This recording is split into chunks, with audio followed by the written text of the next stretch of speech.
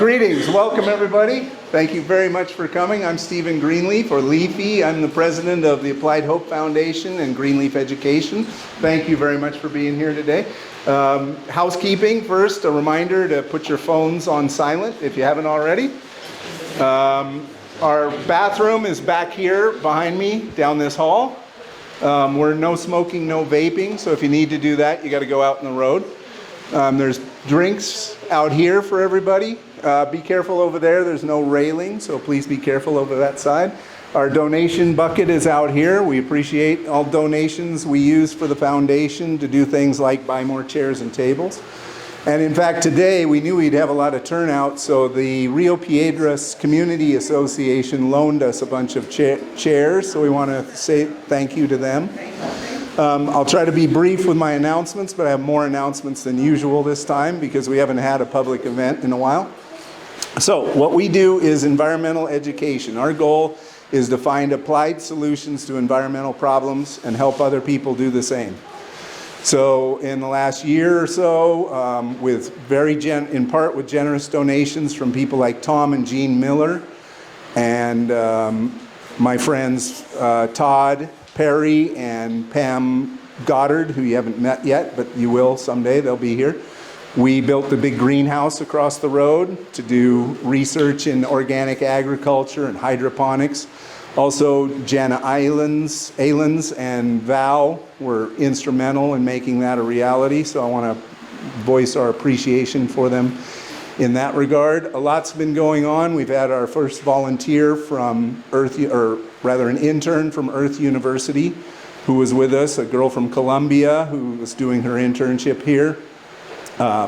Sofia Almeida. We had a volunteer from the Asociación Costarricense de Interculturalidad who was here with us for 9 months, a young woman from Germany named Jana Hauser. She did a lot of great work for us. We've had also some people from Workaway, Marin and Coleman from the UK, who helped us especially create our video and social media presence. So I want to express my appreciation to them and to all of you. We've had a lot of help. We're building relationships with Cartier University, Earth University, Monteverde Institute. We've had a group from Auburn University. Next up, we're about to sign a relationship agreement with the National High Technology Center and the National Association of Rectores. That's the regulatory body for all the public universities of Costa Rica.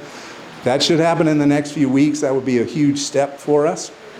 Also, if you've never heard of Sir Ken Robinson, he had the #1 TED Talk of all time. He was over, I think, 300 million views on his TED Talk now, some crazy number.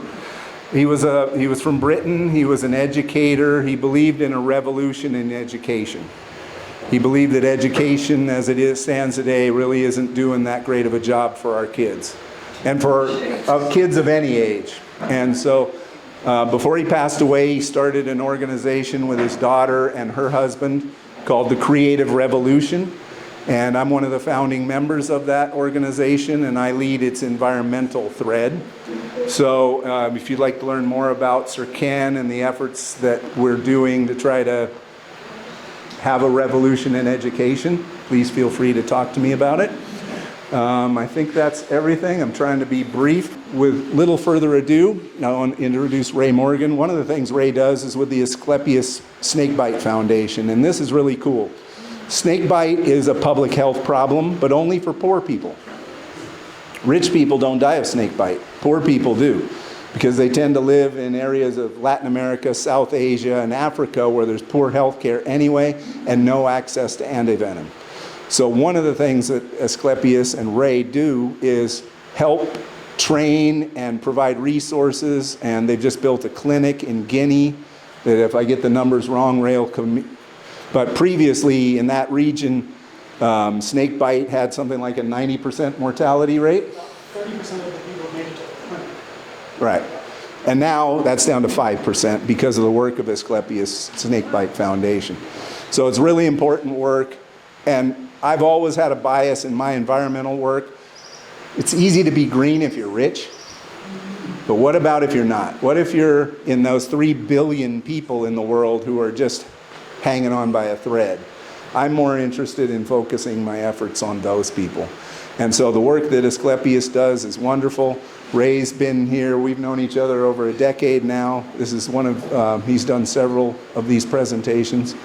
So I thank you for your patience. Without further ado, Ray Morgan. Just stick this in there. Hey guys. Good afternoon. Thank you. It's my favorite place in the world. I don't recognize a lot of people here. How many people have never been to this presentation before? Wow. Okay. So I was thinking it was about half and half, and looks like about 80% of you have never seen this before. Okay. So what we're going to do over the next about 90 minutes. Well, I'll finish the introduction that Stephen did. He mentioned I'm one of the founders of the Asclepius Snakebite Foundation. We work in Africa, building clinics and providing antivenom and medical supplies and training to doctors and nurses that treat snakebite. Our stats are even actually a little better than Stephen mentioned. Our clinic in Guinea, our fatalities have been now below 2% for the last few years. So it's pretty good. Some years ago, I did a documentary about the work in science of venomous herpetology. It was called The Venom Interviews. It's still out and around. And while I was here, I was the guy that you would call to remove terciopellos and other things from your property. So that was my jam here at the lake. Okay, what we're going to talk about today, I have mixed this presentation up a little bit because we've done this. I've done this maybe, I don't know, a dozen times over the last however many years. So I've mixed it up a little bit. We are still going to talk about the things you want to hear about. We'll talk about venomous snakes. We'll talk about snake ID. I'm going to spend a little bit more time today on some unusual, weird, harmless snakes that have some really cool things about them. So for those that have seen this before, that'll be new material. We're going to talk about snakebite and treatment here in Costa Rica. I'm also going to give you a guarantee, 100% guarantee, that none of you will ever be bitten if you do 2 things, and we'll get to that. At the very end, I'll put up some resources that you might want to make note of. There'll be some QR codes, and I'll leave that on the screen when I'm done. As we go through this, ask questions anytime. You don't have to wait. If we're coming up to the topic, I'll say hang on to that. We'll get to it. If not, I'll try to answer as quickly as I can. To make room for the new material, I tried to thin out some of the previous material that I'd presented. But really what I did is just crammed more into it. So this is going to be a very fast-paced presentation. Okay, first things first, I don't want to spend a lot of time on mythology. Obviously, there's a lot of misinformation and disinformation about snakes. I don't want to spend too much time on that because we could literally be here all day. But some of the stories that you may have heard, things like snakes chasing people, whipping people, they travel in pairs. If you get one, the other one will come get you. That boas and terciopellos hybridize and produce boas that are only venomous after dark. I don't know how badly you have to fail biology for that to make sense, but that is a real belief. Won't come back to that, but to give you an idea, terciopellos and boas, they're about as closely related as humans and howler monkeys, so yeah, we're not hooking up with howler monkeys, boas aren't hooking up with. Anyway, all of the stories you hear about snakes, you can almost always count on the size, speed, or disposition of the snake being exaggerated. I've never heard of a story of a rattlesnake less than 12 feet long, and never in the history of the world has there been a 12-foot rattlesnake. We'll talk, well, we're not going to get into it, but home remedies for snake bite. We'll get to that. Short answer, there are none, but we'll get into that in some more detail. Okay, let's talk about what lives here. We have some really cool species. In Costa Rica, we have about 140, 145 species, more or less. It's more or less not because we don't know what's here, but because the classifications change, and sometimes the species get split into 2 or things like that. So this picture here is about half of the species we have around the lake. Out of the 140, 150 we have in the country, we have about 50 species around the lake. The ones to the right side of that red line, those are venomous species. Those are the ones you probably have some interest in and want to learn how to identify. All the ones on the left side of that line you don't need to worry about because they're not the ones on the right side of the line. You'll see them, and if they're not one of those, you don't need to worry about them. Okay, some of the rules that you have learned in other parts of the world, people tend to remember these heuristics or a rule of thumb, and they bring it here to the jungle and none of it works. So I want to emphasize some things. Okay, so vertical elliptical pupils on a snake mean that it is what? Nocturnal. Who said nocturnal? Of course. Okay, it has nothing to do with whether the snake is venomous or not. The top snake, that's a tree boa. They're completely non-venomous. The bottom is a king cobra who would put you in the ground in an hour. Okay, what about head shape? A big triangular head means absolutely nothing. So looking at these snakes by head shape, the red ones are medically important, the green ones are harmless. You can see there's not much of a pattern to those head shapes. You won't find that useful. There's the snakes they are. You see on the top right here, this coral snake has a little tiny head. Our rattlesnakes, which occur now not too close to the lake, but down in Guanacaste, they're fairly common. Our rattlesnakes have fairly small heads for rattlesnakes. And then we have other things like snail eaters and lyre snakes that have big old triangular heads. And so head shape means nothing. Forget you ever heard it. Okay, so far so good? All right, let's start with my favorites. I love coral snakes. I absolutely love them. The place where I'm staying this week and the last house that I lived was up at the end of Mata de Caña. We had the densest population of coral snakes I've ever seen. From about March to May or so, we could go out and find one or two every hour. It was just super, super common snakes. But if you've brought rules about identifying snakes from somewhere else, about the sequence of colors on a snake, those don't apply here. All of these are coral snakes. The top two are ones that we have here around the lake. The bottom right is one that's a snake called Micrurus multifasciatus. It is a coral snake that its range starts at about where the hanging bridges are down by the dam. From there east, you'll find that guy. The bottom left, you're not going to find around here. That just extends into Costa Rica over on the Caribbean side.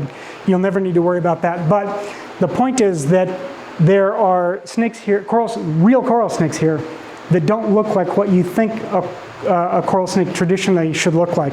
And it also happens that the coral snakes that don't look like real coral snakes, those are the two for which we don't have antivenom. We have antivenom for the tricolor coral snakes, where there's 5 of those species here in the country. We have antivenom that works fairly well for those. We do not have antivenom for the bicolored coral snakes. Okay, there's a bunch of false information that you hear. You hear about coral snakes being rear-fanged. They are not. Their fangs are little tiny things, but they are right up at the front of their mouth, just like cobras, mambas, kraits, sea snakes. They all have these fangs right up in the front of their mouth that you can see on the skull there, and then this little guy here. They're little tiny, tiny, tiny fangs. Coral snakes are small snakes, and people tend to believe that, well, they have to chew on you, they have to get a hold, between your fingers or something. That is absolutely not true. Any exposed skin, if you can pinch it, they can bite it. And coral snakes, for their size, bite shockingly hard. They eat almost exclusively other snakes, so they've got to get those fangs into the skin of another snake. And actually, well, while that was playing, there was a shot of a coral eating a coffee snake up there. Okay. Now, there's a distinction I'll make periodically between venomous and dangerous. Venomous and dangerous they're not the same thing. Lots and lots and lots of snakes here are biologically, physiologically speaking, they're venomous, meaning that they have some kind of teeth, some kind of dentition that would deliver venom, and they have something that produces venom. The large majority of those rear-fanged snakes are not of any consequence at all. We'll talk a little bit more about that. But coral snakes produce the most toxic venom of any snake here in the country. How many people have they killed? None. They don't bite very many people, and their bites are, as snake bites go, coral snake bites are relatively straightforward to treat. And they unfold slowly. They don't happen quickly. Okay. We have a lot, probably about 24 species of snakes that look either like the tricolored coral snakes or the bicolored coral snakes. None of these are coral snakes, but they're frequently referred to under this umbrella of coral falsa. Coral falsa doesn't refer to a species. It refers to a snake that looks like a coral snake but isn't. And that's about all it means. Okay. Who's the nerdiest people? Who's the nerdiest? You're nerdy. Yes, Okay. I'm very nerdy. You're super nerdy. Okay. Yes, I play Dungeons and Dragons. I would consider that. Oh, you're perfect. Okay. Now stand right here for me. In this bottom left picture, there's two things that are circled here. One is this red and black pattern. The red continues onto the tail. Okay, put that in there somewhere. And these bands along the back here, you see they don't carry cleanly across. They're all kind of broken up. Okay, watch that. And now let me carry on because that will be relevant in a few minutes. All right, have a seat right there, and I'm gonna quiz you in a couple of slides, because there's one more thing you're gonna have to remember. Those two plus one more. Okay, there's also a thing that can happen in coral snakes. It is not especially common in Costa Rican coral snakes, but it does happen, where due to freak genetics or anything else, the pattern doesn't come out like it normally does, and you get snakes like the top right here that just doesn't look like a coral snake. You have albinism, where the melanin, the black pigment, is missing. And so that red, black, and yellow is now red, white, and yellow. Then you have the opposite condition called melanism, where that melanin is overexpressed. The snake becomes almost completely black. So relying on color by itself is not a very good way to identify some species. And you're going to see some more examples of why that's true. All right, here's the last one. You ready for this? This is really nerdy, and you're going to have to watch. This scale right here, okay, you see there's an eye, and there's this preocular scale, and this is called the L'Oreal scale. The non-venomous snakes have that scale. Venomous snakes, the elapids, they don't have that scale. You see that it's missing there, and it's present here. Okay, somebody here is going to need your help with that pretty soon here. Okay, so these two on the left, one is a real coral snake, one's not. The two on the right, one's a real coral snake, one is not. Let's start with this on the top left. We've got a snake with a little tiny eyes, a black mask that comes over its head. Here we've got something that looks a lot similar, the eye's a little bigger. Which one of those is real and which one's fake? Okay, so which one are these venomous? Which one's Yeah. venomous? So we have one. You got it. We have scales, and then we don't. 1, 2, 3. It's missing that middle scale. Right there. You see it right there? That middle scale's missing. Yep. Okay. So this is a snail eater, a slug eater, totally harmless. This is that bicolored coral snake that starts down at the dam and runs east. So if you're close enough, you can see that scale right there. That's that L'Oreal scale I was talking about. Obviously, you don't want to get that close to a snake to figure it out. Okay, but there is a rule that'll apply coming up soon. Okay, on the right, what do you see? One's real, one's fake. That one has a really long red tail. Yes, and what else does it have? That one has zigzaggy. Yeah, the bands are broken. Yeah. They're offset at the dorsal midline. They're split on the spine. Okay, so that is Micros nigricinctus. That's a Central American coral snake. They're common from like Tiburon. Actually, I found one on the property of what is Alma now, so you'll find it at the west end of the lake and down the Caribbean coast, or down the Pacific slope. These others you'll find around the lake. Okay, two more. What do you think? Okay. That one, I don't see the orange going all the way down. Okay. And that one, it's the bands are broken. Yeah, what about here? That one's the bands are also broken. Yeah, so these are both harmless. Okay, thank you so much. All right. Okay. Now, how many people are still thoroughly confused? Okay, here's a rule that works 100% of the time. Yes. Just don't touch the snake. Yes. Okay? Okay. Okay. So we'll talk a little bit more about coral snakes. In the past, I have not talked a lot about rear-fanged snakes. Lots and lots and lots and lots of snakes here are rear-fanged. That means biologically speaking, physiologically speaking, they're venomous. They're not what a medical professional would refer to as venomous because they're not dangerous to people. If you're a lizard or a frog or another snake, you might find these little tiny fangs. You see those there? Those little fangs right there? That's a vine snake, a brown vine snake. This is a green parrot snake. And see those little tiny nubs right there? Those are rear fangs. They are mostly very, very, very small. So rear fang snakes, they have very tiny fangs, a very small amount of venom. The venom tends to be not especially toxic, and it's specific to prey. So meaning you might get a bite that itches or burns or something or swells up, but it's not medically important in any way. If you have heard that rear fang snakes have to chew on you to get the fangs into you, that is absolutely not true. This brown vine snake put both of those little tiny fangs in the flat palm of my hand when I took it out of a tree. So their fangs are small, but they're not broken. They work. Okay, now we have one exception to that. It's this guy. This is a snake called a road garter, or guadalcamino. These also are toward the west end of the lake and down the hill. As you can see, they don't have small fangs. They have big, ridiculous, viper-sized fangs in the back of their mouth.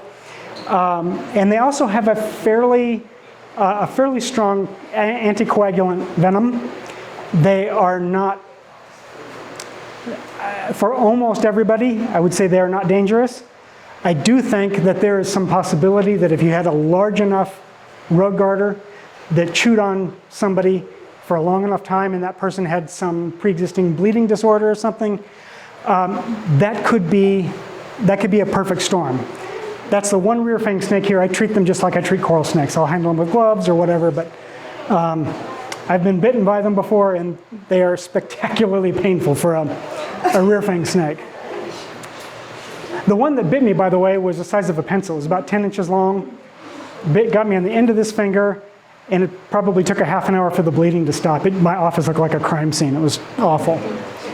Okay, now here's the snakes that matter. The rear fang snakes don't matter. Coral snakes, nobody's ever going to be bitten by a coral snake. It takes some real talent to get bitten by a coral snake. I'll show you a couple of people who have that talent in a minute, but not now. Okay, this top left, Terciopellis, sometimes you hear it referred to as a fertilance. I don't use the name fertilance. Fertilance actually refers to a different snake in a different country, but it's come to be used for lancehead vipers in general. So when you hear fertilance, that's a name that gringos sometimes apply to them. In Costa Rica, the best name for that snake in both English and Spanish is Terciopella. Terciopella refers specifically to Bullthrops asper, the big crazy pit viper we have here. Okay. We'll talk about identifying those in just a second. Top right is a hognose pit viper. These are super common around here. They're easy to miss because they'll coil up. They're very small. They're brown. They look like dirt, and they don't move.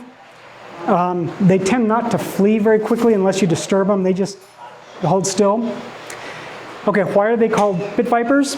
All pit vipers have this pit between their nostril and their eye. It sits about, if I were a snake, it would be about right here. And as best as we can tell, that is part of their vision system. It ties into their sense of how they see the world. So there is a birth defect that sometimes happens where a snake is born without eyes. I mean, there's just nothing there where eyes should be, but they still have the pits. They do just fine. You put a mouse in front of them or a rat in front of them, and they will track it and bite it and catch it, and they have no problem. It's part of their vision system, so they can also essentially see in the dark. Okay, so bottom, we're going to talk more about eyelash vipers. Eyelash vipers, obviously, you can identify them because they have 2 or 3, usually 2, but sometimes 3 protruding eyelash scales above their eyes. And then jumping vipers, the first 3 are common. You will probably see those at one point or another. Jumping vipers are a little bit higher altitude than where we are sitting right here at the lake. So if you get up Watusa Road a little bit, you get out into the hills toward the end of Mata de Caña or up in El Castillo, you'll find them there. They're around, but they're not super common. But the first three are quite common. Okay, let's talk about Terciopelus. First of all, what I don't have on there is their reputation. The reputation precedes them. They are talked about as being this horrible, scary, aggressive snake, and they really aren't. They're not aggressive in the sense that they would they'll go out of your way to harm you, like a mountain lion going after a biker in Southern California, or Africanized bees that will follow you and go after you if you disturb a nest. Snakes don't do that. That's not a behavior that snakes exhibit. What their behavior does make sense if you think of them as a snake that panics easily. They are easily frightened. The only response they have is they just freak completely out. They're extremely acrobatic, so people are often bitten by them when they're trying to move them around and they're closer to them than they should be. They're an amazingly acrobatic snake, but their behavior makes sense if you think of an animal that is just in fear for its life. So anytime I have to deal with wild ones, I've got a hook and tongs, and if you work very, very, very slowly with them, move them around, a lot of times they'll just kind of go where you want. But if you flip their switch, and it's instantaneous. If you frighten them, if you move too quickly, if you do anything that makes them feel like they're in danger, they absolutely flip out, and that is what they're famous for. So while they're not aggressive, they are enthusiastically defensive, and you don't want to be on the receiving end of that. So don't terrify an animal that can kill you. That's my word to the wise. How do you recognize them? The only snake in the country that has this kind of A-shaped pattern, or the set of triangles along the sides. You can see it up there on the top right. You see those three dots arranged in a triangle? You see these guys here?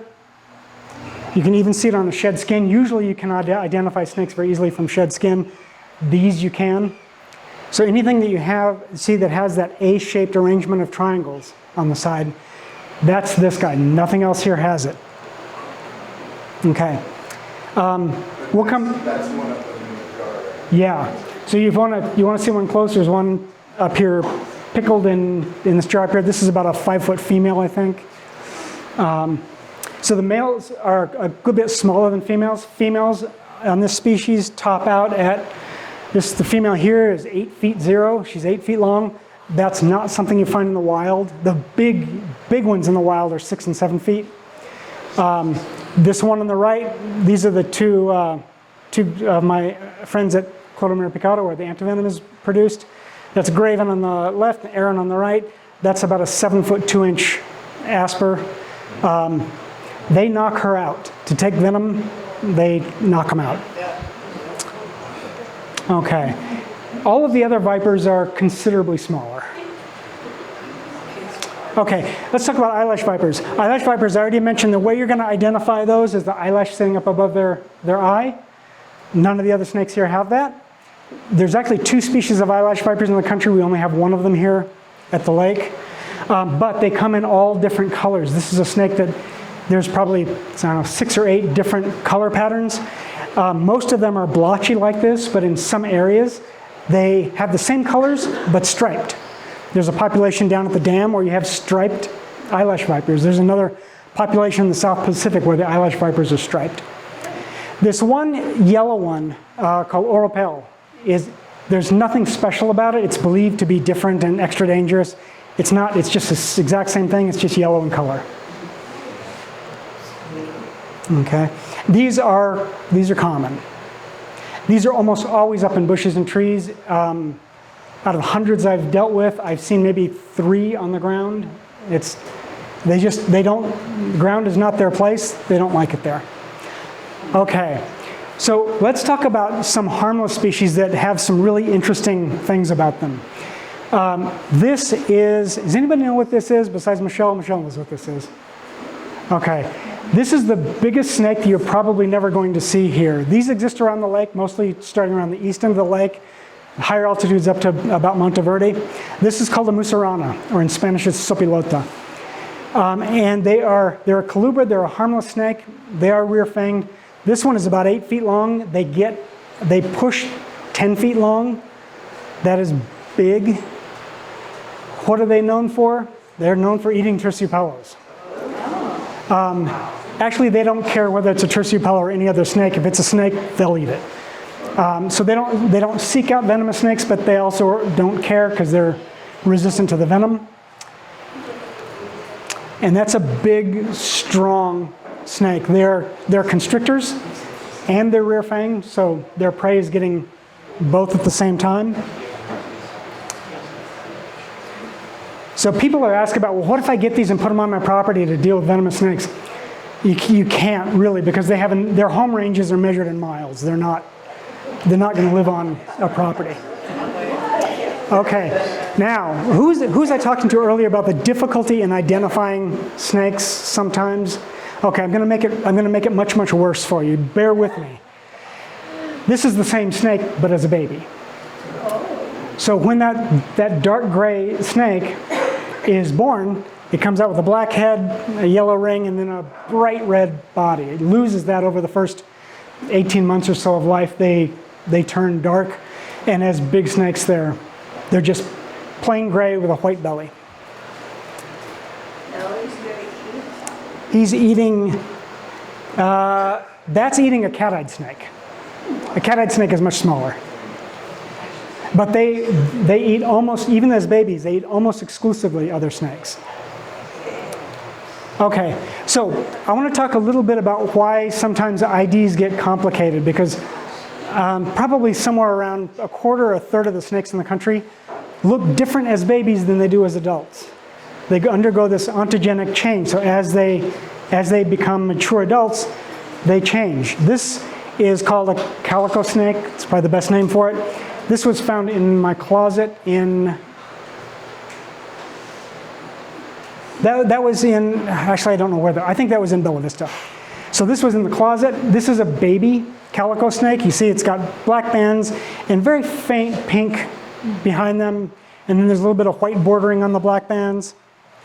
Okay, this one I found a few nights ago in the driveway, also up there in Bella Vista. You notice the red is now very clear. The white bands are kind of thinning out.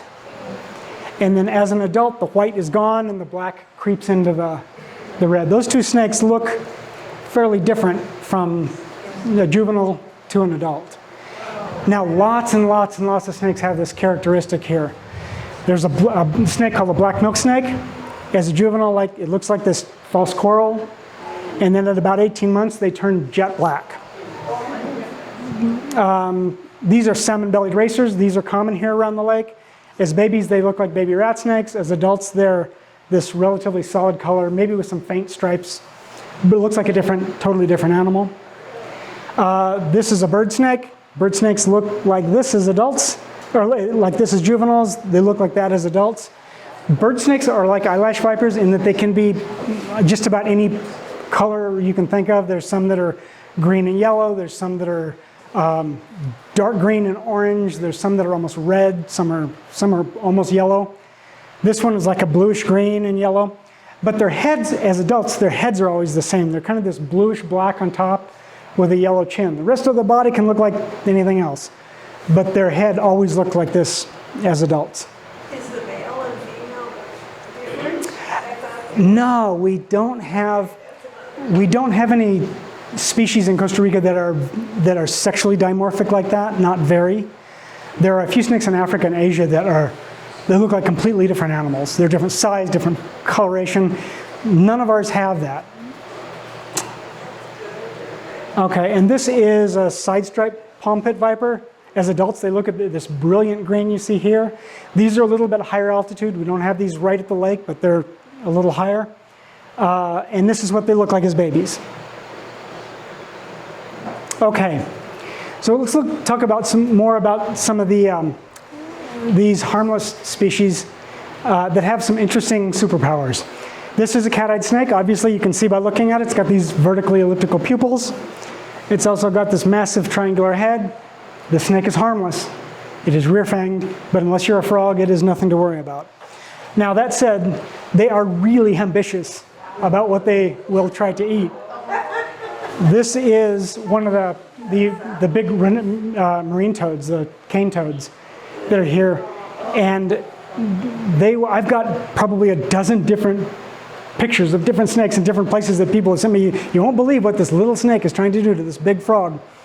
And they will eat it. So what's partly remarkable is that it can get something this size in its mouth. What's more remarkable is that toad is really toxic. Dogs that bite into that, they'll die.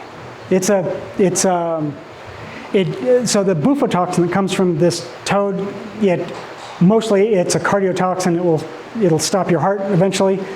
It also produces 5-MeO-DMT, so you're tripping balls while that happens, which is probably one of the reasons that dogs that get poisoned by toads don't seem to develop much of an aversion to it. They'll go back and do it again. They don't, probably because they don't have much memory of it. You know, they're sitting there foaming at the mouth, laying in seizures on your floor, and you think, God, that animal's got to be suffering. They're probably not very aware of what's going on. Okay. Was that one successful in eating that sapling? I didn't see the end of this, but I have seen others where they got it down. They made it happen. So you've heard me use the term venomous and not poisonous, or I use them differently. So venomous refers to an animal that produces a toxin that can inject it into you, like a spider, scorpion, some fish, and some snakes. Poisonous refers to something, if you eat it, it's poisonous. So the snake it's rear-fanged, it's mildly venomous, not anything to worry about. The toad is poisonous, because something that eats the toad would be poisoned by the toad. So the question is, do we have any poisonous snakes in Costa Rica? Unknown. We probably do, and there's two good candidates. This is one of them. So if they're eating that toad, the question is, do they sequester any of the toxins from the toad that becomes part of their flesh? Does their liver or any other organs keep that? So if a bird came along and ate that snake, would the bird be poisoned? That's unknown right now, but it's possible. So while we have 25 plus or minus species of venomous snakes, we're unsure about whether we have poisonous snakes. Okay, this is the other one that might be poisonous, but this one has possibly the coolest defensive display of any snake in the country. Okay, this is a pretty boring, bland-looking olive brown snake, nothing very interesting. It's called a fire-bellied snake because its belly is this bright red-orange, but from the top, it's a pretty boring-looking snake. But I want you to look very closely around its neck here. You can see that the scales overlap and they cover up part of the scale behind them, right? In this species, the part that's covered is neon orange. It's almost fluorescent, bright, the most brilliant orange you've ever seen on an animal. But it's mostly hidden, so you don't see it. If you spread the scales apart, you can see it's this bright, it is literally almost fluorescent.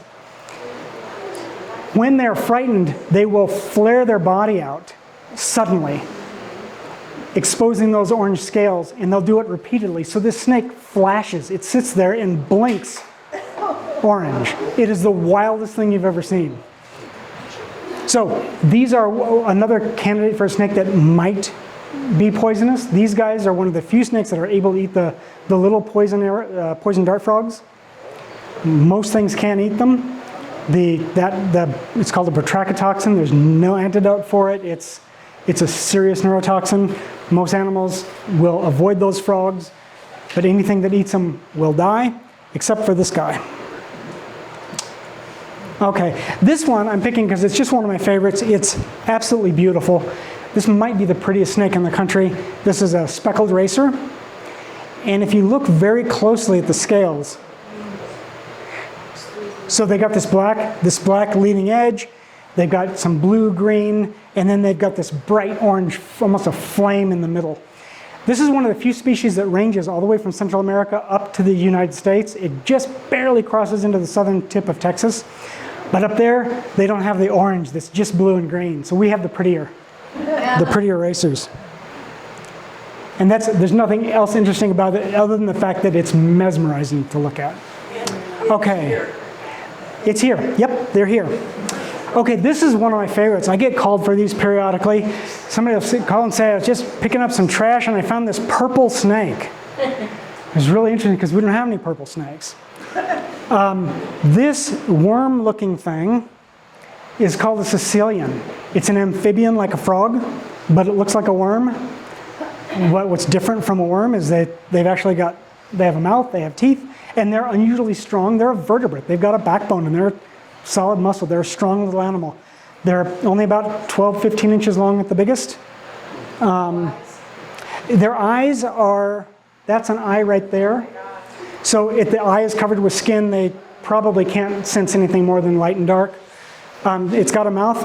I'm the only person I know of who's ever been bitten by a Sicilian. They're utterly harmless. I mean, there's nothing. It's like being bitten by a frog. There's nothing to it. But anytime you have a purple snake with no scales, it's one of these. Okay. So I mentioned earlier that venomous and dangerous are not necessarily the same thing. We have a lot of snakes that are physiologically venomous, but they're not anything to worry about. Toxicity. There's a lot of to-do made of how toxic the snake's venom is, or how toxic. The coral snakes have this super toxic venom, or sea snakes have this super toxic venom. Well, sea snakes don't kill anybody, they don't bite anybody. Coral snakes have a super toxic venom, but it works slowly, they have it in small quantities, and their bites are not that complicated to treat. So toxicity is not, it's one of the things that's important, but it's not that important. Much more important is the quantity of venom that's being delivered. So a coral snake, an adult, a big coral snake here, might produce a bite of, let's say, 15 milligrams, 15 microliters of venom. That 8-foot terciopelo would have 1,000 microliters of venom. It's a huge difference. Okay, I have a couple of examples to help drive that home. This honeybee on the left, the venom it produces is about the same level of toxicity as a western diamondback rattlesnake. But you're not that worried about a bee because the quantity of venom, it's micrograms. It's just insignificant. Yellow jacket wasps, they're much more toxic. They're about like a gaboon viper from Africa. But we don't worry too much about them because the quantity of venom is very small. Harvester ants, that's a black mamba on the right. You think harvester ants are as toxic as a black mamba? No, they're 3 times as toxic as a black mamba. And a black mamba is one of the most toxic snakes in the world. Harvester ants are 3 times that toxic, but how much venom do they have? Not very much.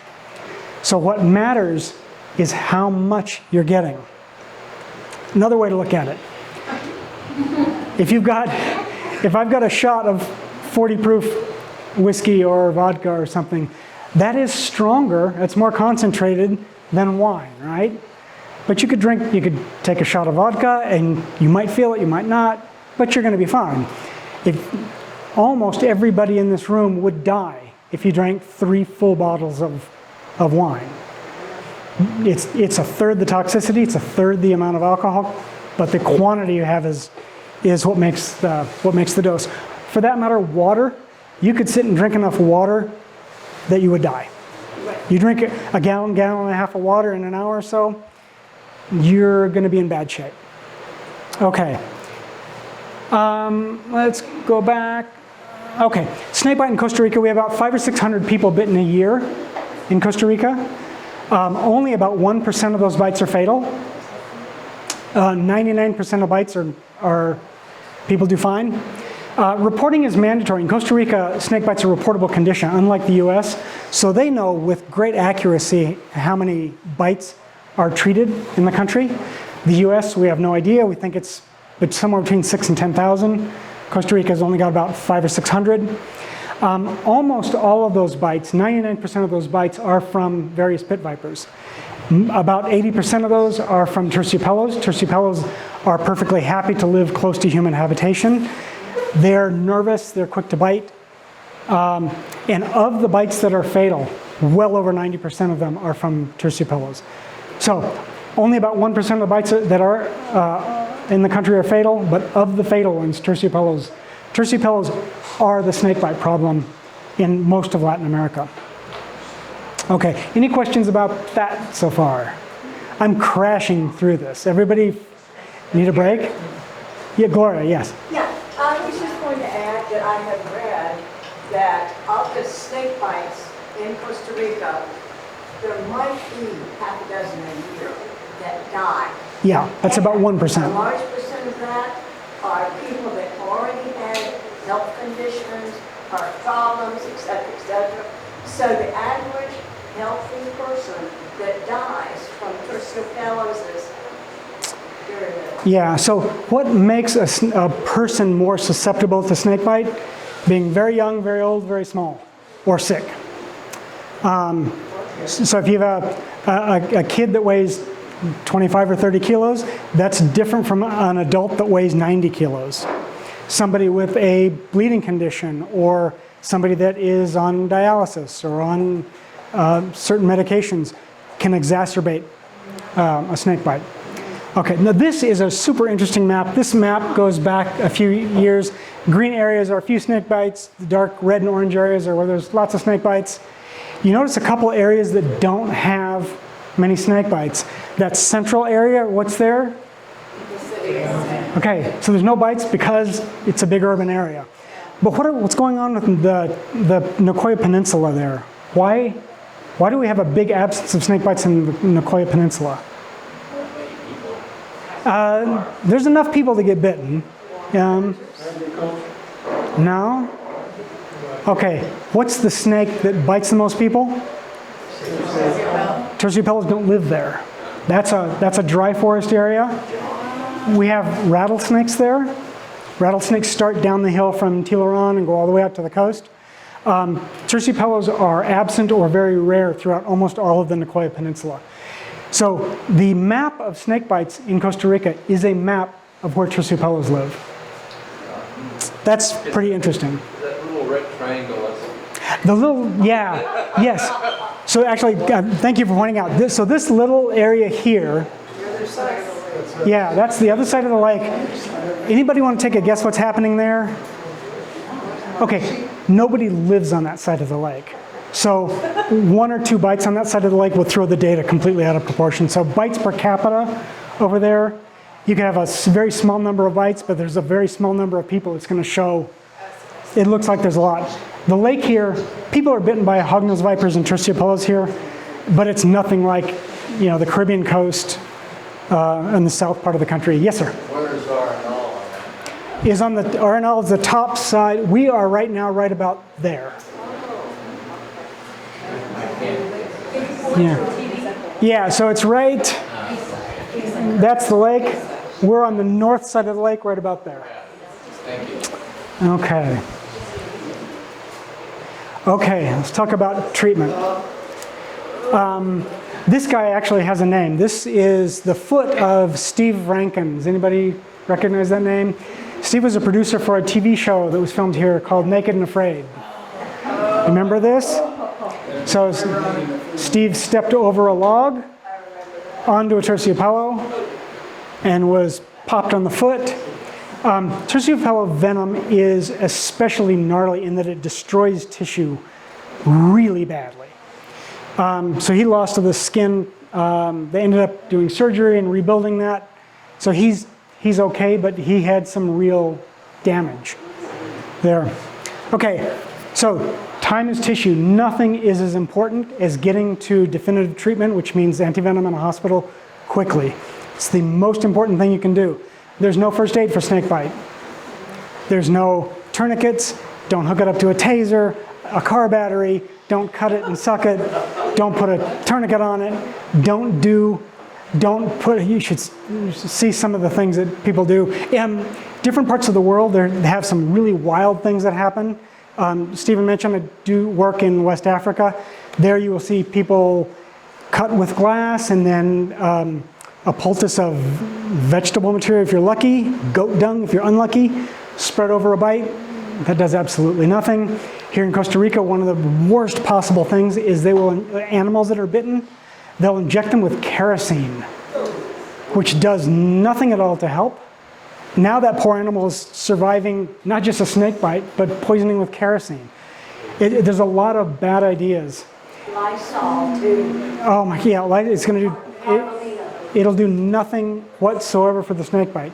The only thing that works against venom is antivenom, and you need it as quickly as possible. Okay, Costa Rica produces 2 antivenoms, one that covers all of the pit vipers, and one that covers the tricolored coral snakes. Doesn't cover the bicolored coral snakes. For what it's worth, the bicolored coral snakes don't kill anybody either. If you were bitten by one, you can keep somebody alive on a ventilator. So what happens is it's a paralytic. So you get flaccid paralysis, your diaphragm stops working. You can be managed on a ventilator for a few days until that resolves. But it doesn't happen because nobody gets bit by that snake. Okay. Do you need to keep your own antivenom? Absolutely not, because you can't administer it. This is a whole IgG horse antibody, which means you're going to put it into your body and your body's going to go, you're not from around here. You're not part of my species. And what happens to a large number of people, I should have put this picture in there, is they end up a week after the antivenom will be covered in welts and hives, their joints ache. That's an immune reaction to that horse antibody. Your body doesn't like it.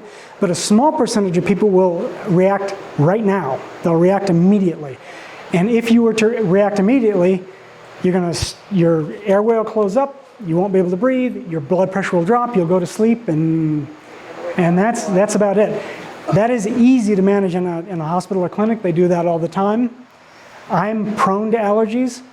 I wouldn't hesitate to get this antivenom, load it up, put a tube in my throat, breathe for me, keep me alive, I'll get through it. But you don't want to skimp on antivenom. But you can't administer it yourself. And that's why. Okay, now I told you I'm going to guarantee you that you're never going to get bitten. Every single person who's ever bitten has done one of 2 things. They're either messing with the snake, they picked it up, they touched it, or they're trying to move it carelessly, or they didn't watch where they put their hands or feet. Bites to the feet, people in flip-flops. How many people here are wearing flip-flops? Almost everybody.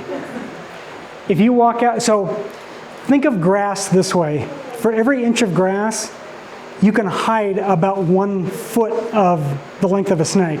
So 4-inch grass, a 4-foot snake can disappear into that and you almost not see it. So putting your hands or feet where you can't see includes things like tall grass. It includes things like reaching over a branch. You're walking through the forest and pushing a branch out of the way without looking. A friend of a friend 2 weeks ago was down in Coweta, was walking on a trail in the forest in flip-flops, middle of the day, looking up to see a monkey and feels something sting his middle toe on his left foot. He got popped by a little hognose viper that was sitting there in the trail, and he didn't look. He just walked up on it, got popped in the toe. He fortunately got antivenom very quickly. Hognose viper is not, as pit vipers go, it's not the end of the world. It hurts a lot. It's an uncomfortable bite, but you get antivenom. And he reports what a lot of people did, that the serum sickness they had a week later, the joint pain and the hives, was worse than the bite. So it's not something you want to do. Look in your shoes before you put them on. This is a mistake I've made. I'm religious about checking my shoes. One time I did not check my socks, and I had a Centroroides scorpion about 4 inches long in my sock, and before I got it off, it got 2 of my toes, and it was exquisitely painful. So don't leave your shoes outside. Even if your shoes are inside, check them before putting your feet inside, especially if you haven't had feet inside them for a long time. If you're picking plants or other bananas, eyelash vipers love it up there because that attracts bugs, which attracts frogs and lizards, which attract eyelash vipers. And eyelash vipers will, first thing you'll feel is just that stings. And then it stings a lot, and then it stings a lot more. Okay, so those 2 things. Watch where you put your hands and feet. Don't try to catch them or kill them. Don't mess with them. Okay, don't be these guys. So this guy on the left is holding probably a yearling terciopelo. The genius on the right is holding 2 hognose vipers. You would not believe the number of ID requests that we get people holding a snake and wanting to know what it is. That, don't be that guy. Don't be this guy. Holding a coral snake asking, what is it? Was outside working, found this guy. Anyone know? No. Yeah. So that little kind of unremarkable looking bite there, that's probably about $100,000 in the US. Here in Costa Rica, it's free, it's covered. In the US, a coral snake bites around the $100,000 range. Pit viper bites are $150 to $250. They're bad. So don't be those guys. Don't do whatever this guy's doing. That snake did not work. What is he doing? I don't know. Oh my God. I'm not, okay, so don't be any of those guys. That's so wrong.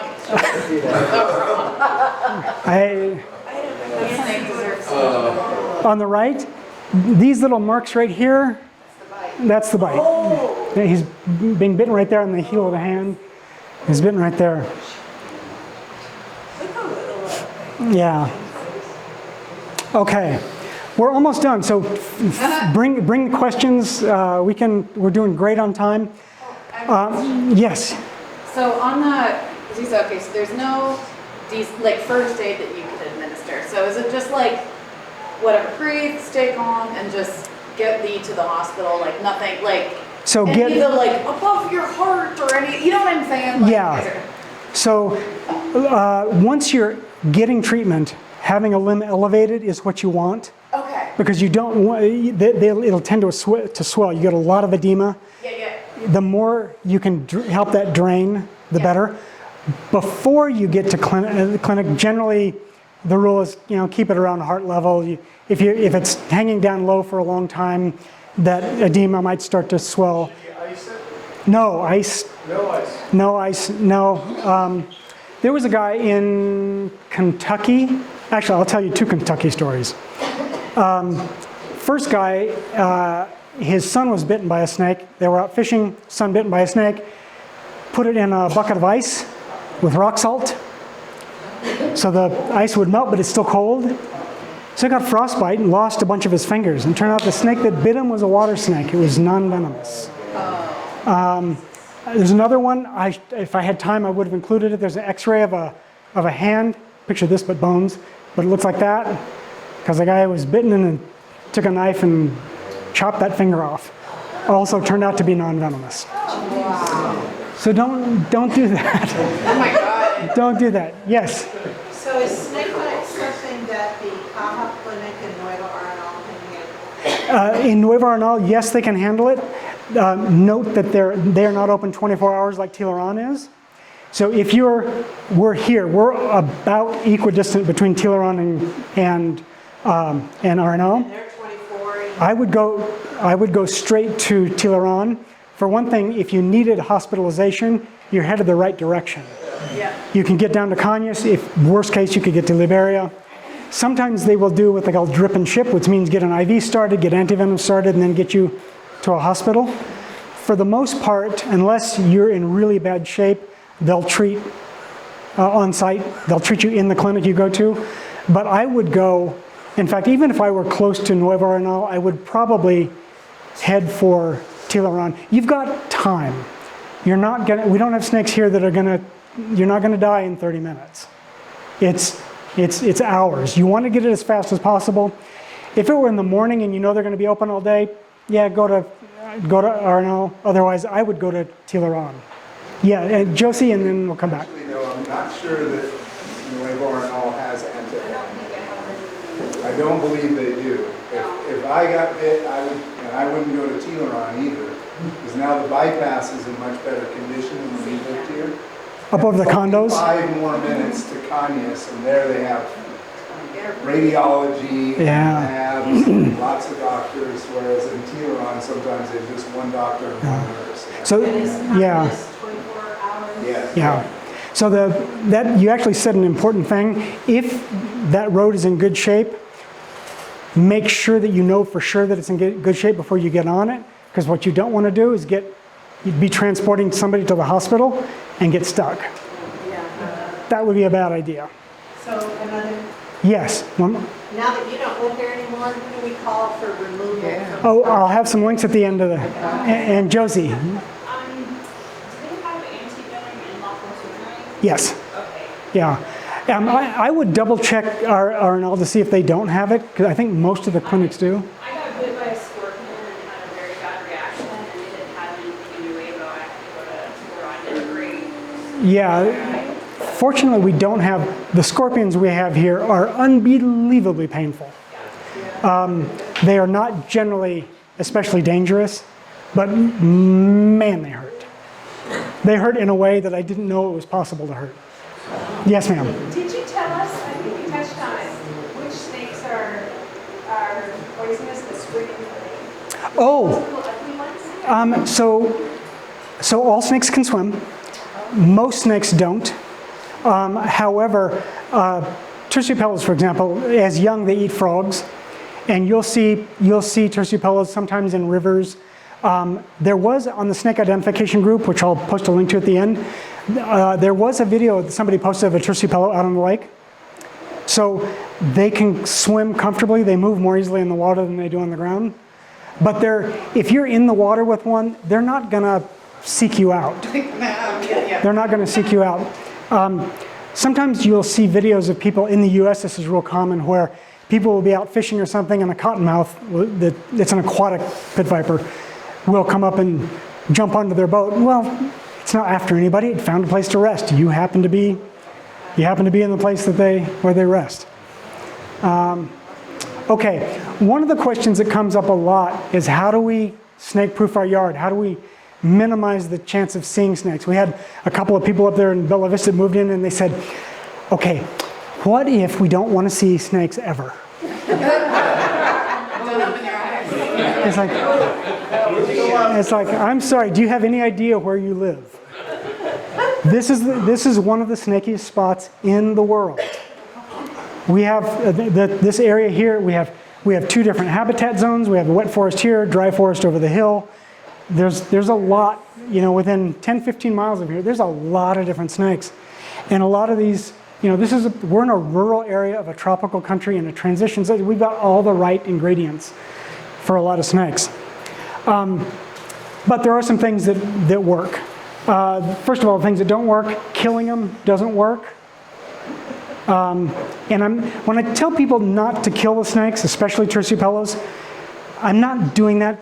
I mean, I don't like to move to a place and kill the wildlife. It's not cool. But even if you're doing it out of fear, it doesn't make your yard any safer to kill a terciopella than it does to remove one car from the highway and make it safe for a kid to play on. There's more cars coming. This is where terciopellas live. You kill one, there's plenty more where that came from. The only thing you can do to make yourself safe is to change your behavior. Watch where your hands and feet go. If you have outdoor dogs, an enclosed area with snake fencing that goes to and into the ground. We can talk about that more some other time. That is not a bad idea. Special plants. There's no plant that any snake has an aversion to unless it's on fire. And then snake repellent. People will bring snake repellent down and they say, well, cinnamon or cloves or garlic or mothballs, or they don't care. That's a Western diamondback sitting right next to a bag of snake away that has a picture of a Western diamondback on it. So it doesn't work. What does work though is making your yard someplace that the snakes aren't going to seek out food or shelter. Keep your grass short. Your shrubs, keep them trimmed up above the ground so you can see the ground under where the shrubs are. If you have dog food or cat food outside, that's going to attract bugs, which attracts frogs, and attracts rodents, which attracts snakes. You're going to bring that food chain right to your door. And if you have chickens, you have snakes. Bird snakes will go after them. Boas will go after them like crazy. If you have chickens, you need like 1/4-inch mesh all the way around and into the ground. Any snake that'll get through the 1/4-inch mesh that isn't going to bother the chickens or the eggs. But those two in particular, bird snakes, actually there's more. Bird snakes will go after the eggs. Tiger rat snakes will go after the birds and the eggs. Boas will go after the birds. Terciopellos will go after small chickens. So if you have outdoor birds, you have snakes. Okay, that's everything, but we can do questions. Yeah, Gloria. Okay, I was just going to mention, many of us love feeding these beautiful tropical birds. It's great. However, any leftovers and any little dribbling down on the ground, at night, you're going to have rodents coming to call, and once you get enough rodents, guess who's coming shopping? Yeah. So, Yeah. you have to clean that up. Yeah, anything that attracts rodents attracts snakes, and it's food and shelter. So if you've got piles of debris, you're doing construction, you're doing remodeling, you just chopped a tree down and you piled it up, and you're going to leave it for a while, that's shelter. And mice and lizards will take up shelter in there, and then you'll have snakes. Okay, I told you I would leave you some resources. But far and away, the best source for snake identification is a Facebook group called Snake Identification Costa Rica. I'll leave this up here so you can scan these QR codes. On the bottom, you can find me on Facebook. I'm normally 6 or 7 hours off. I live in Portugal, so my time zone's off. But I love pictures, so if you see things, send it to me. I love to see what you find. If you're looking for a book, the definitive book currently on reptiles of Costa Rica is Tuan Linder's book that you'll see here on the right. That covers all the reptiles in the country, not just snakes. And those three resources are, well, the book and the group more than me, but I like the pictures just for my own selfish reasons. Yes, Barkley. Does one of those cover snake removal? Like, who do we call when raised? When I'm not here. Unfortunately, it's the bomberos now. It's the fire department.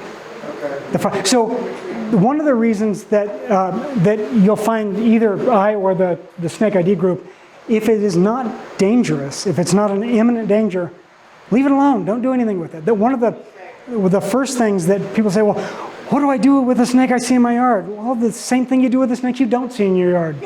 Nothing. They'll move along. If you find, especially some pit vipers that take up residency, they find a place they like, squirt them with a hose and then leave them alone. Make them uncomfortable and then leave them alone and they'll take off. One thing that does happen from time to time, it's not your imagination. I've seen this maybe less than half a dozen times, but almost half a dozen times, where eyelash vipers took up residency in some really weird place like the top of a propane tank or a chain link fence or somewhere you wouldn't expect the snake to hang out. And then you get on a hook and you take it and you move it a little ways away, and a few days later, the same snake comes back. It was there for whatever reason. Most snakes I don't see that with, but eyelash vipers I see it regularly with. You just need to move them farther away. Yes, Ted? Been looking to the creek, I can find it, but one day I went out to turn my faucet on, and I happened to look down, and he was curled up on the top of the faucet handle. Yeah. They will find themselves, they'll find themselves in the wildest places. Yes, Did ma'am? you just say squirt them with a hose? Yeah, A terciopello? yep. Okay. Yep, squirt enough to make it uncomfortable. Remember, that's a nervous animal. Now, they're not likely to take off while you're standing over them with a hose, but make them uncomfortable, get them disturbed, and then go away. And let them, your absence is the window that they need to escape. Now, you mentioned terciopellos are acrobatic. Yeah, What's the safe distance? everybody do this. Stretch your arms out. Okay, so that's, for most people, that's about 5 feet. If you're that far from any snake in the country, you are safe. Now, generally, you can be a good bit closer than that, but even our biggest snakes, the biggest terciopellos, biggest bushmasters, if you're 5 feet away from it, you're fine. If the snake is 2 feet long and you're 2 feet away from it, you're fine. Eyelash vipers sometimes catch people by surprise. Now, wild eyelash vipers top out less than 2 feet long, usually. They're not a big snake, but they only have to have a tiny little bit of their tail anchored onto something, and so their effective range, their reach, is almost as long as their entire body. So that tends to catch people by surprise, It's even people who keep them and work with them. Well, he's over here. I can reach in for a water bowl and change it here, and they'll get nailed from across the cage. Yes. You didn't mention Bushmasters. Because we don't have them. Not here. So Bushmasters are super. You want to hear something really nerdy and really interesting? Okay, here's another nerd out. Indulge me, if you will. So terciopelo bites are fatal about 1% of the time. Bushmaster bites are fatal more than 50% of the time. But Bushmasters are much, much less toxic, about 1/12 the toxicity of terciopelos. So why are their bites so much more dangerous? More venom. Who said out in the jungle? You're out in the jungle, so that's a primary forest animal. You can get bit by a terciopelo in your house or in your yard.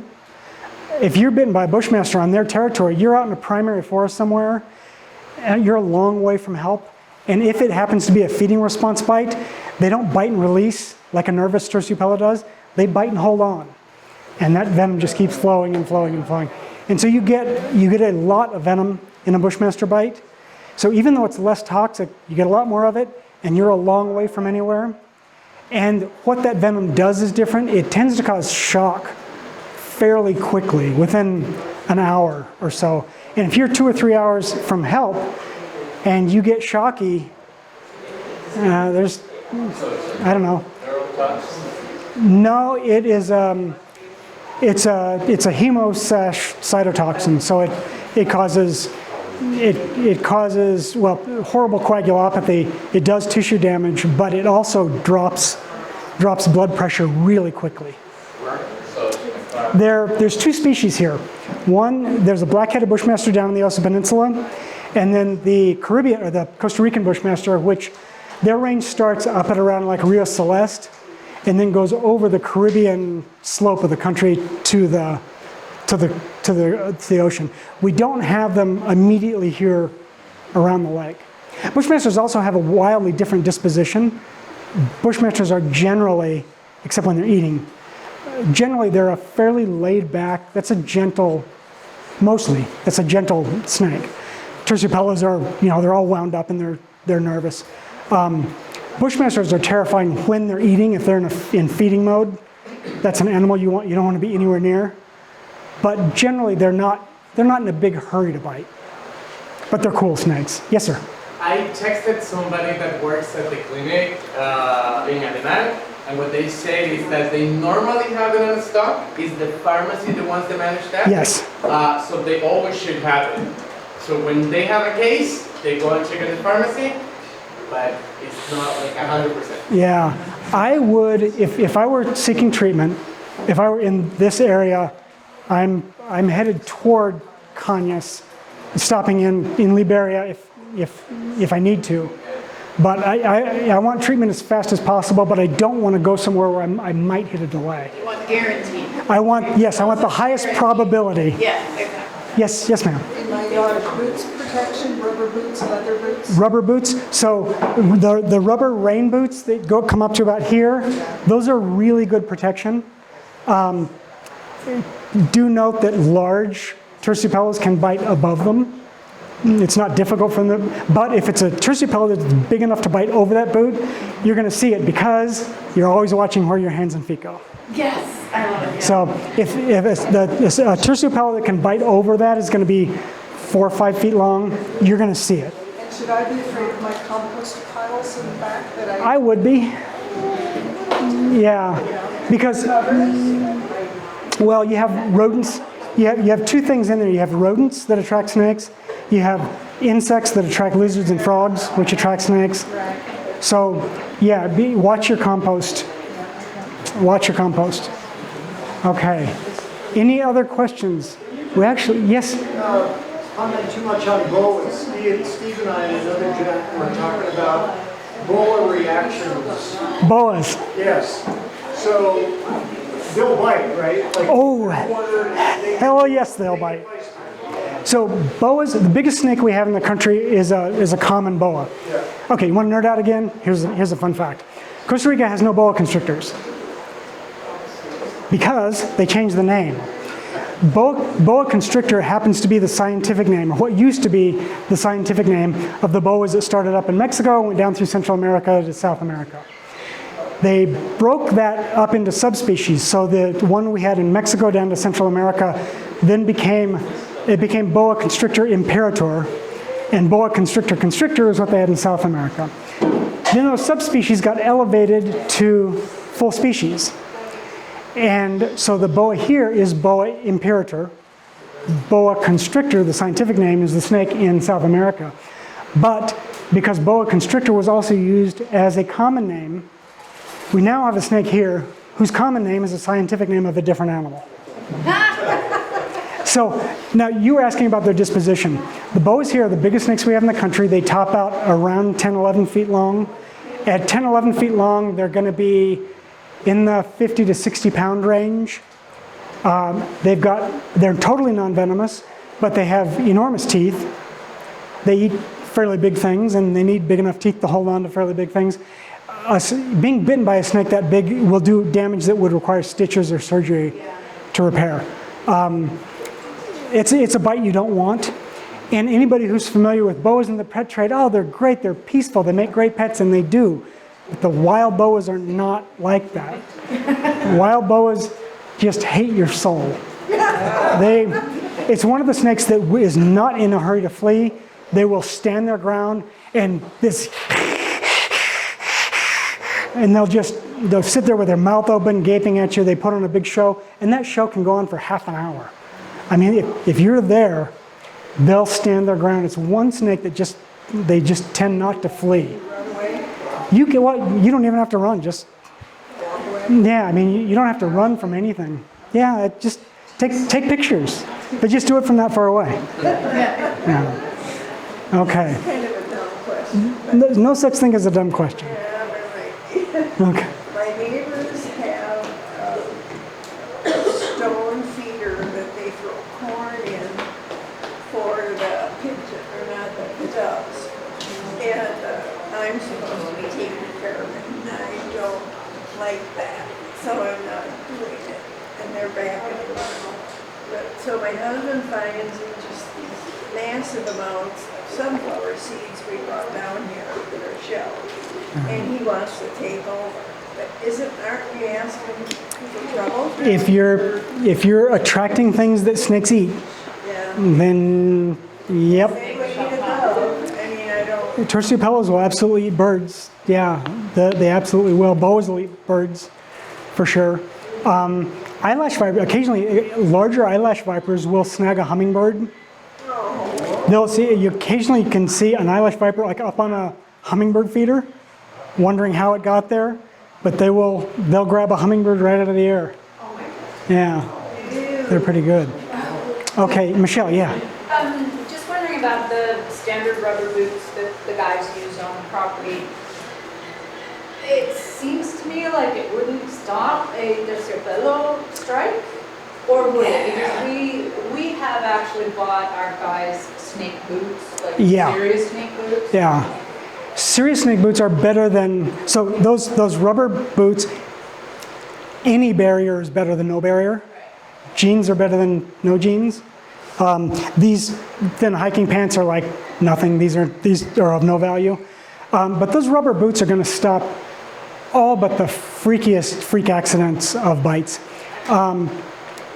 If you watch the snake strikes in slow motion, they're fairly clumsy. I mean, on the Discovery Channel and shows like that, you hear a lot about, oh, they're heat-seeking missiles and they're so precise. And sometimes they are. Eyelash vipers are pretty precise. But a lot of times, pit viper bites, when they're caught by surprise, they'll lunge in the general direction of a threat, and they might make contact or they might not. So if it's a choice between those boots and nothing, I would take those boots. The chance of something biting through that is really slim. That makes me feel a lot better. Yeah, it's not impossible, but it is really, really unlikely. And the snake that it would take to get through those boots is something you would trip over. It's going to be a big snake. Yes, Ted. So, what kind of jumping is a jumping pit viper? Oh, we mentioned the jumping pit vipers, but I didn't dwell on them. So jumping pit vipers are, I mentioned they're a higher altitude. We don't see them at lake level very much, but up in the hills you do. They are an ambush predator. An adult is about 3 pounds of muscle with nothing to move but itself. And their strike is so fast, it's almost like teleporting. And they get the reputation of jumping, the appearance of jumping. They strike so fast, and because they're a chunky little snake, just the force of them doing that, they'll slide across the ground. So they're not literally jumping up in the air. Terciopellos can jump up in the air. Great video of Terciopellos, and I touched the stick and it was like Boing. Yeah. They jump in the air? Terciopellos? Yes. Yeah, so about 3 weeks ago, a friend of mine at a lab in Florida opened a bin with a terciopello in it, and the thing spun around and hit her right in the face. A 4-foot snake hit her in the face at arm's length plus a hook. So when I tell people don't kill them, it's not as much to protect the snake. It puts you at risk, and there's no benefit to it. It doesn't make your yard safer. It doesn't make your environment safer. You're putting yourself at risk for no good reason. But yeah, they can. So the jumping vipers, they jump in there. They are unbelievably fast. To see their strike is just, you have to see it to believe it. But as far as actual jumping goes, terciopellos they do some wild stuff. Yes, ma'am. Do snakes travel in packs? Nope. Nope, snakes are not social animals. Snakes will sometimes aggregate. Sometimes the snakes will aggregate in areas where it's just really good conditions. Have we hit 4 o'clock already? Yeah. Okay. All right. Thanks, guys. Okay, I'll wrap up here. But do they travel in groups? Nope, they sure don't. They're not social animals. You kill one, another one's not going to come looking for you. If they happen to be in the same place, they're either one's eating the other, they're mating, or they just found a place that's good to kill time. Okay, one last one and then I'll let you go. Up there was reporting on the next farm that there was a whole bunch of terciopellos found, so that they nest and hatch, and then there will be a bunch of them all spreading out. Yeah, so terciopellos, all of our pit vipers here, except for bushmasters, give live birth. They don't lay eggs. But terciopellos will drop 30, 40, 50, 60 babies at a time. They are really prolific. Really prolific. Okay, I'll leave this up for you to get those links if you like, and thank you again. Thanks so much.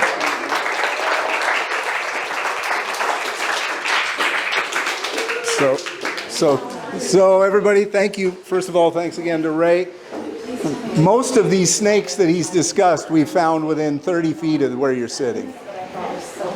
They're everywhere. And one good thing is that I've learned about keeping the grass short is I've unintentionally, with the weed eater, killed good snakes. You kill the good snakes, you're taking away the competition for the prey for the venomous snakes. So I really try to educate people, don't kill non-venomous snakes, please, just leave them alone. Doris has written a book on our local venomous snakes. She has copies in Spanish and in English. They'll be out there if you want to pick one up. And if anybody wants to get involved with any of our education activities here, please let me know. But thanks again, everyone. Thanks a lot. And if some of you might remember, we did a Nature on the Lake series a year or so ago. That's coming back in November. So keep your eyes out.